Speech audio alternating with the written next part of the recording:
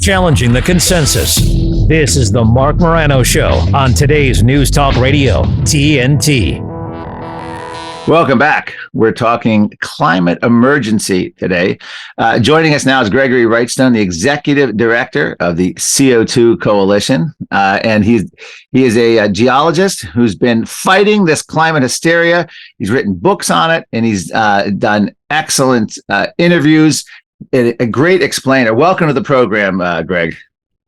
Yeah, good to be back on with you, Mark. And as usual, there's always something going on about climate change that's going to, and not just climate change itself, but policies they're trying to enact to stop a non-existent crisis that are just, they're talking about horrific things coming from climate change. The horrific things that we're going to see are from the policies they're trying to enact. Yes. Before we get into like some of the specifics on the science, I don't know if you saw this, but NBC News is reporting that the White House is going to unveil a national dashboard for tracking heat-related illnesses nationwide, working with Health and Human Services. This is literally the merging of climate change with public health. And with this, they're going to have FEMA can declare heat wave disasters the same way you can do tornado, hurricane. And ultimately, what the goal here is to literally have the equivalent. We had COVID case counts, which you could die with COVID or of COVID. They're literally going to come up with climate case counts by heat, heat exhaustion, and then climate death tolls. That's what this is setting us up for. What's your comment on the White House, a national dashboard for tracking? And by the way, Joe Biden said heat was by far the biggest killer. Yeah. Every other extreme weather. So go ahead and It was interesting. I've just completed a chapter. I've got a book that's about very close to being done. I might finish this weekend, but we'll see. But I go on the chapter on mortality. Of course, all of the studies confirm that cold kills a lot more than heat. That anywhere from 10 to 20 times as many people die due to cold as due to heat. And one very interesting study that was just released, and I'll send it to you if you don't have it, looked at heat mortality. And what they found, the people that die during heat events, and there are people that die during heat events, these people are very close to death anyway. They call it a harvesting effect. And what they actually found was in the weeks after a heat wave, mortality decreases. And so, in other words, they called it a harvest window of death. So, the heat waves like harvesting, people are about ready to die that would have died over the next month or so. And they died during the heat event, which was fascinating. We don't see that with cold weather events.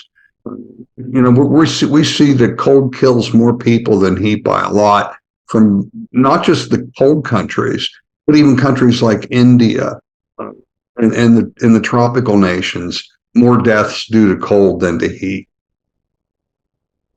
Well, it's but Joe Biden actually said it was by far the biggest killer, and no one in the media checked him on that. All right, well let's talk about the Hawaiian fires, because this seems to be the impetus right now for Biden to declare the national climate emergency.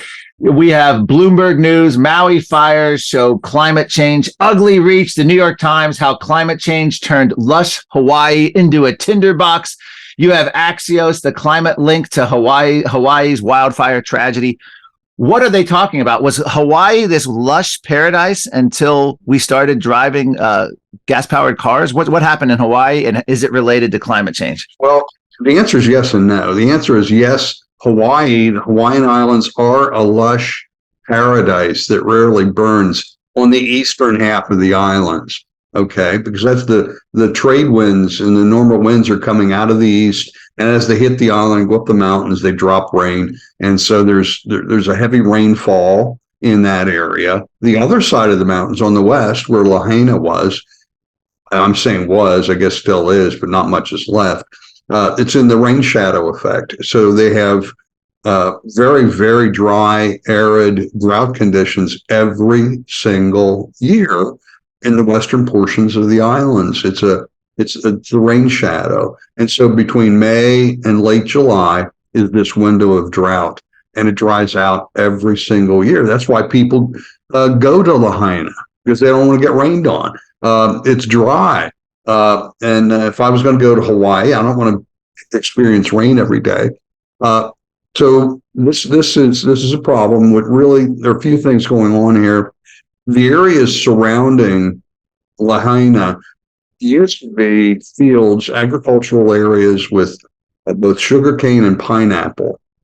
All of the processing facilities left a couple of decades ago. It's all of these fields that were once lush with pineapple and sugarcane now reverted to just wild invasive grasses. So if you could actually Google Earth and go look at what Lahaina looked like before, which I did before coming on with you, and then you can see just the dry brown grass surround the whole area is just covered with this dry brown grass, and it's just an inferno waiting for a spark.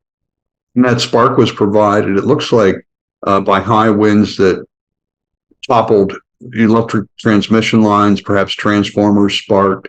The other interesting thing about Hawaii, they rarely get lightning.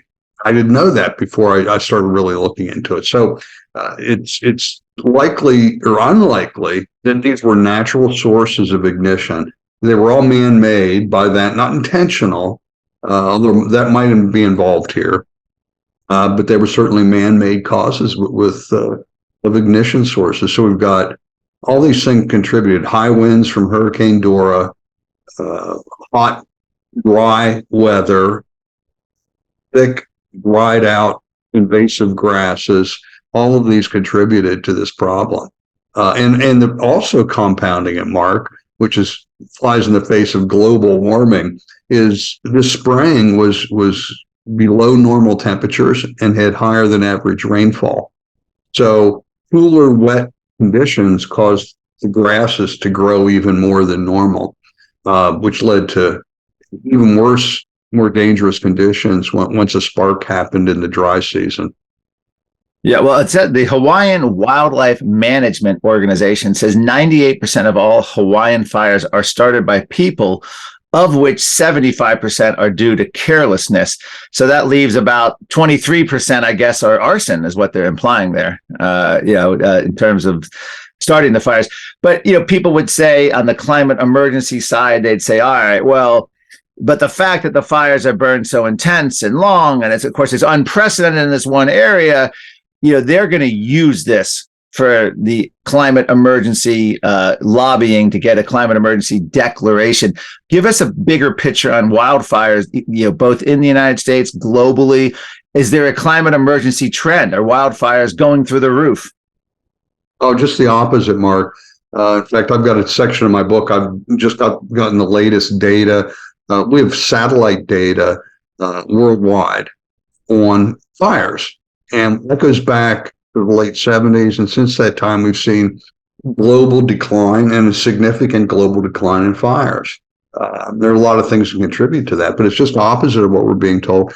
And in the United States, the lower 48 states, we're at about 20% in both the number and area burned of fires in the United States than what we were 90 and 100 years ago.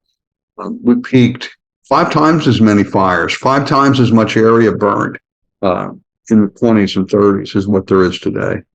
So the fires, there are more intense and larger fires in California and the Pacific Northwest, which is a special case. And that's because there's more fuel to burn. They stopped logging. And what that means is we got according to Sierra Nevada Conservancy, there are 4 to 5 times too many trees per acre. And what does that mean? It's easy to understand when there's more fuel. So if there's a fire, it's going to be hotter and more intense. But also, you've got all those extra trees competing for the same scarce soil moisture, which is the second greatest cause of aridity of the soil, is what's taken out by the roots of the plants and the trees. The first, of course, is evaporation. So now you got 4 to 5 times too many trees competing for the same scarce soil moisture. And it used to be the fire facilities and the trucks could go up the logging roads right to where the fire was and bring in big equipment. But those logging roads now have all grown up. So these are all, is it man-made in the Pacific Northwest and California? Yes. It has nothing to do with climate change. has everything to do with poor forest management and this so-called this fear of logging. We stopped logging out there because of the spotted owl that we know can grow in. The signs of Kmart's, they're not too particular where they nest. So is it fair to say that Smokey the Bear may be responsible for a lot of these fires, because the idea of fire suppression has allowed the undergrowth to grow, that we've fuel loaded the fires? Or is that a little too harsh on Smokey the Bear? Actually, Smokey the Bear could be useful in Hawaii, but it goes well beyond him and that campaign. People should be more careful. You've got fourfold increase of people moving to Hawaii. So we've got all these newcomers that have moved to Hawaii and probably don't know what to do and are just careless. But it's a lot of the things that have gone wrong could be preventable.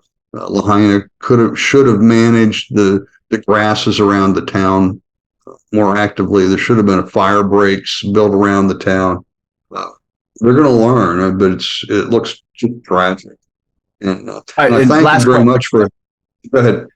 Well, I was going to say, just quick response. The White House National Security Coordinator John Kirby literally said this week, and the media has reported this uncritically, all severe storms we see or continue to see are definitely caused as a result of what's going on with rising temperatures across the globe. Just in a broad way, how do you fight back against that message? It's reported by academia, United Nations, our presidential administration, uncritically, and you never see any pushback, that everything bad we're seeing is because of man-made CO2 driving up temperatures. How do you respond to that? Just show them the data. Show them that according to the Center for Disasters in The Hague or in the Netherlands, that they're a great source of information. According to them, severe weather events have declined 10% since their system was built out in 2000. We know that tornadoes are definitely in significant decline. The big ones are in decline. There's no landfalling hurricanes in the United States are declining. If you show them the data that they've never seen, it's hard to dispute that. It really is. And and they lie about it. And they just twist the data. They use statistics to come up with. They come up with an answer and then fit the data to meet that answer.